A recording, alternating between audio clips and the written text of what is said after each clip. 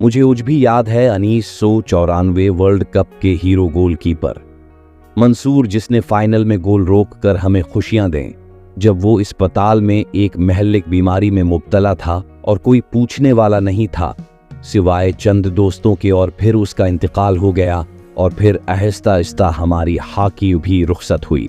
کیا آپ کو کراچی کے علاقہ کورنگی سے تعلق رکھنے والی نسیم حمید یاد ہے، جس کا باپ بھی ایک مزدور تھا، اور اس لڑکی نے اپنی محنت سے پاکستان کو سیف گیمز میں غالباً سلور میڈل دلوایا تھا اور زبردست جشن منایا گیا تھا؟ اس سے ہمارے حکمرانوں نے طرح طرح کے وعدہ کیے تھے، شاید ہی اس سے کیا ہوا کوئی وعدہ پورا ہوا ہو، پھر وہ بیچاری الزامات کی زد میں گئی۔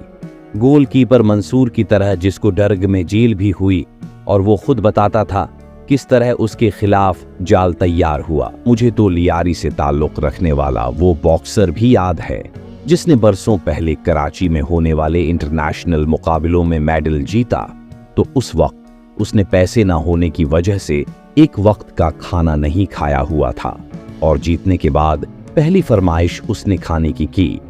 مجھے تو اس علاقہ کے وہ فٹ بالر اور باکسر بھی یاد ہیں جو بے روزگاری کی وجہ سے جرائم کی دنیا میں چلے گئے۔ کیا کبھی کسی نے پاکستان فٹ بال فیڈریشن سے کبھی کوئی حساب کتاب لیا ہے؟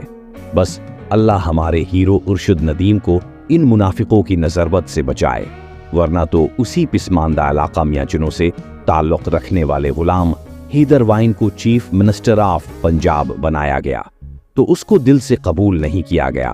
بعد میں وہ نامعلوم افراد کے ہاتھوں مارے گئے، اور کوئی نہیں تو کم از کم لاہور پریس کلب، تو ان کو یاد کیا کریں کہ وہ کلب بنانے میں سارا کریڈٹ انہی کا ہے۔ وہ رقم دینا چاہتے تھے عمارت بنانے کے لیے، مگر نثار عثمانی صاحب نے کہا وہاں پیسہ نہ دیں، عمارت بنا دیں۔ کھیلوں کی دنیا میں ہم کو بدقسمتی سے ایئر مارشل نور خان جیسا انتظامی سربراہ نہ مل سکا، جن کے زمانے میں ہم ہاکی، کرکٹ اور اسکواش میں نمبر 1 رہے۔ بعد میں آہستہ آہستہ پہلے قوم کا زوال ہوا، پھر قومی کھیل کا۔ سلام ہے بھارت سے تعلق رکھنے والے چوپڑا کو، جس نے سب سے پہلے اپنے مد مقابل ساتھی ارشد ندیم کے لیے آواز بلند کی کہ بھائی لوگوں، کم از کم اس کو ایک اچھا نیزہ تو دلا دو۔ ارشد نے جو کچھ حاصل کیا صرف اور صرف اپنی انفرادی محنت سے، خدارا اپنے سیاسی فائدے کے لیے اسے استعمال نہ کریں۔ قومی کھیل ہاکی اور کرکٹ کو بھی کرپشن کھا گئی۔ کرکٹ میں تو ماشاءاللہ ہم نے کرکٹ بورڈ کی زمین تک کوڑیوں کے دام بیچ ڈالی۔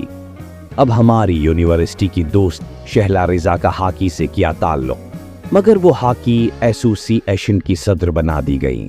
محسن نقوی ہوں یا نجم سیٹھی، خالد محمود ہوں یا کوئی، اور اگر حکومتیں بدلنے سے کھیلوں کے سربراہ مقرر اور برطرف کیے جائیں گے تو حشر وہی ہوگا جو اس وقت ہو رہا ہے۔ کھیل عدم برداشت ختم کرتا ہے، ہار کو حوصلے سے برداشت کرنا سکھاتا ہے، جیت پر خوشی اور شکر کے ملے جلے جذبات ہوتے ہیں۔ ارشد ندیم، شکریہ، تم مایوس قوم کے چہروں پر خوشیاں لائے اور بتایا کہ تم ہی اصل میں مسٹر اسپیڈر ہو۔ میاں چنوں والوں کو مبارک۔